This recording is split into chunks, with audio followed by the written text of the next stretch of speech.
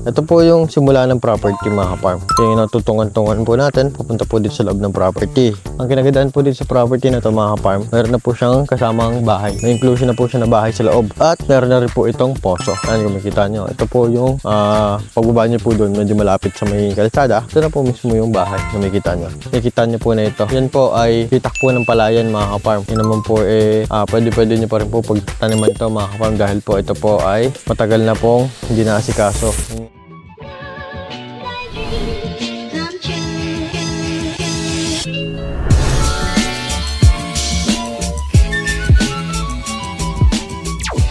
So yun mga panibagong araw, panibagong property po ang ating bibisitahin ngayon. Bali, may bibisitahin tayong property dito po sa Barangay Pansol mga farm. Ito pong property na bibisitahin natin ay may sukat po na 2.5 hectares po mga farm. At kung makikita nyo, ito pong binutas na daan na to o yung kinatutungtungan ko po na hawan po ang daanan, ito man po ay magiging barangay road o farm to market road po.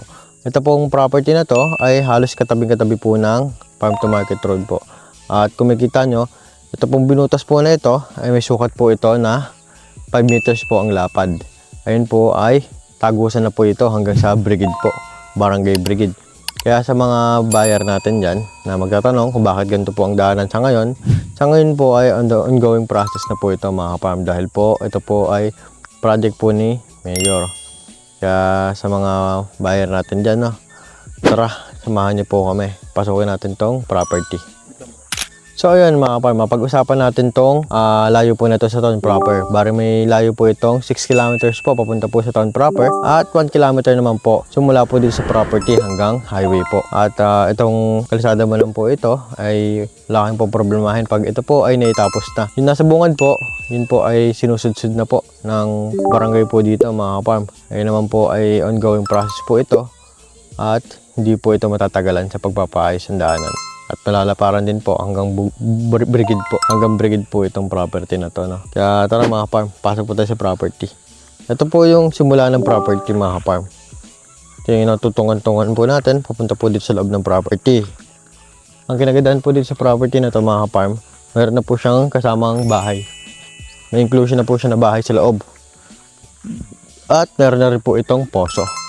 Yan kung makikita nyo. Ito po yung pagbaba nyo po doon, medyo malapit sa may kalsada. Ito na po mismo yung bahay na makikita nyo. Ito naman po ay konting ayos lang po ay magiging okay na rin po kayo mga farm. O kung ayaw nyo naman po, magpagawa na lang po kayo ng sarili nyo pong bahay. At ito, mayroon po silang poso dito mga farm. Ayan. Kita nyo po, ito po yung poso po nila. Ito. Dalawa po ang option nyo po dito pag sa tubig po. Pwede pong poso, pwede rin pong balon. O kung gusto nyo naman po, magbalon po kayo tapos magripo na lang din po kayo. Doon nyo lang po yung ilagay yung water pump. Pwede po yun dito. Magpapa-water pump na lang po kayo para makat po doon sa tubo nyo papunta sa bahay. Kaya napakadali po dito ng source of water mga farm. Ito po ay pag-usapan natin yung nakita nyo po na ito.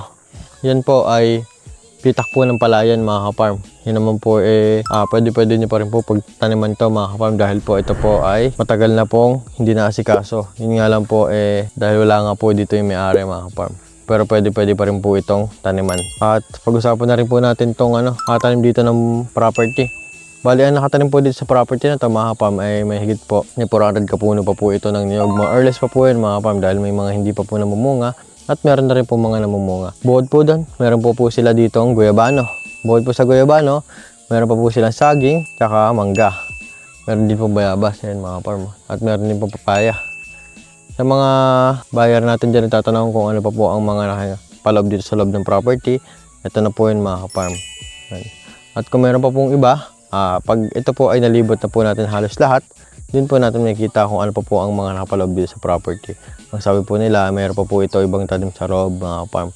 Kaya sa mga buyer natin na interested dyan at gustong bilhin itong property na to, tumawag lang po sa number na makikita nyo po sa inyong screen at sa WhatsApp and Viber po para sa mga karagdagang impormasyon na gusto nyo pong malaman patungkol sa property na to mga farm. So yun mga ka-farm, pag-usapan po natin yung titulo na itong property na to. Bali, ang titulo po ng property na to ay TCT na po ito. Ready to transfer na po ito sa mga kabili. At ang amilyar naman po nito ay may hindi lang po ito nababayaran mga ka-farm. Kung gusto niyo po malaman, mag-message lang po kayo sa amin ng mga ka-farm para masabi ko po sa inyo kung anong taon po ang bayad at sa hindi po mga ka-farm. Pero hindi naman po ito aabot ng 3 taon mga ka-farm o mga 2 taon. At kung sakali man po magkabilihan, sila na rin po ang mag-aasikaso para mabayaran po yung pamilyar na ito mga ka-farm. Ito naman pong property na ito ay may latan na rin po ito mga ka-farm.